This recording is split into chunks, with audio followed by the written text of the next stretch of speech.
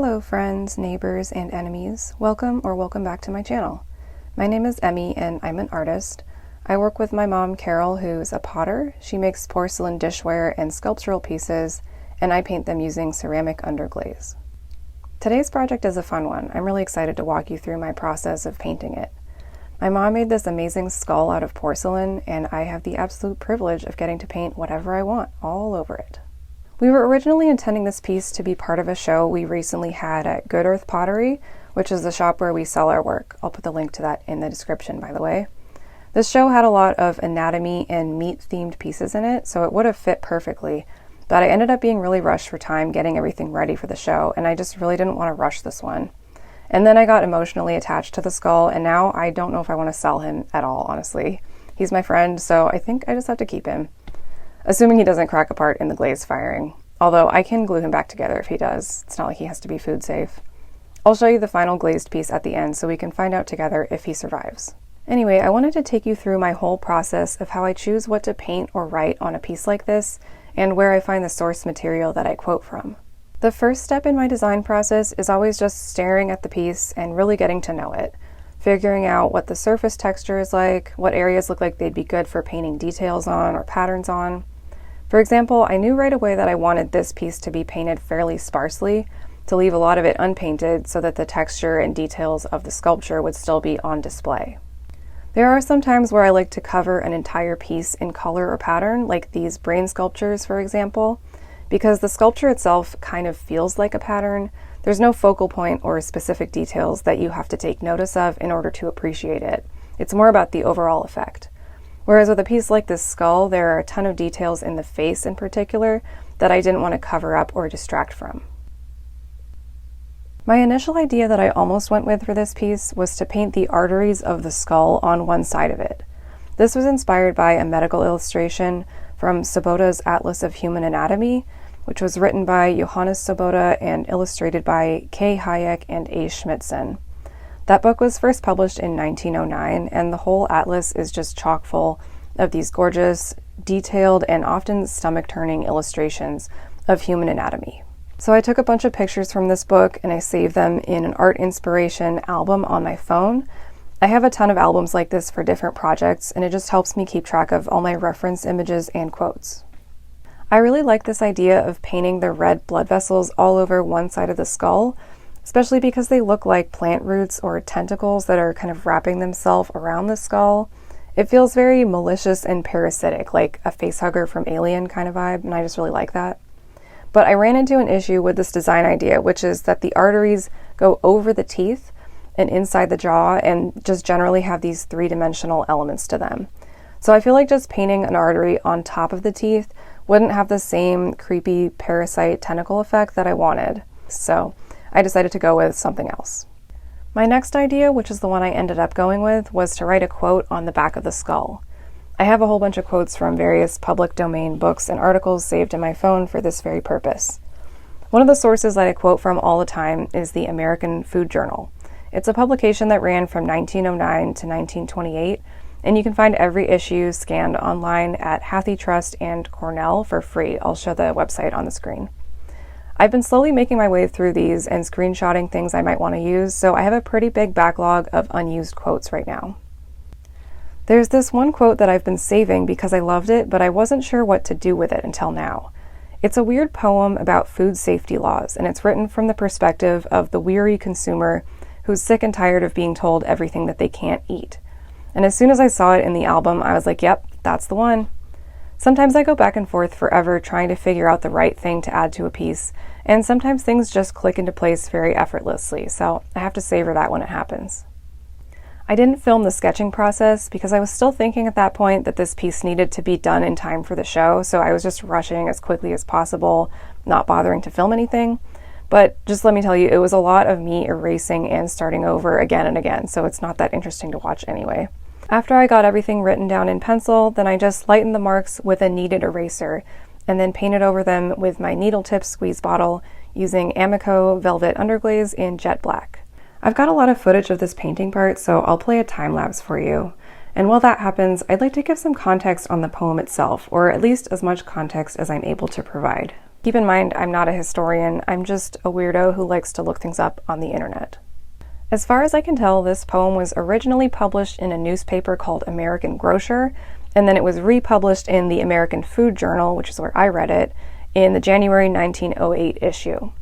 The author's name listed is A. Plaint, which I assume is just a little joke because plaint means a complaint. The second part of the title, A Plea to Dr. Wiley, is a reference to Dr. Harvey Washington Wiley, who was nicknamed the father of the Pure Food and Drugs Act after said act passed in 1906. So that would have been 2 years before this poem was at least republished in the American Food Journal. The purpose of the Pure Food and Drugs Act was to outlaw the sale of mislabeled or adulterated food products, basically to protect American consumers, and it led to the creation of the FDA, the Food and Drug Administration. The speaker in this poem is lamenting the passing of these food safety laws because now all foods are labeled dangerous and there's nothing safe left to eat. They end the poem with a request for Dr. Wiley to pass a health law that finally tells them what they can eat instead of only banning foods. There's also a mention of Teddy Roosevelt, who was the president at the time that signed the Pure Food and Drug Act into law. Roosevelt and Wiley were both notable proponents of food safety and consumer protection laws, so Roosevelt's name here isn't surprising. The part that I'm not really sure how to read is the line about race suicide. From what I can tell, race suicide is a eugenics term that refers to an extremely hypothetical scenario that racist eugenicists, including Teddy Roosevelt, feared, in which the group of people with desirable genetic traits, quote unquote, usually meaning white, able-bodied, wealthy Protestant people, he was worried that they would experience a decline in birth rates, which would lead to ultimately the death of the white race. Roosevelt was, by many accounts, very publicly concerned about race suicide, and he spoke about it and wrote about it.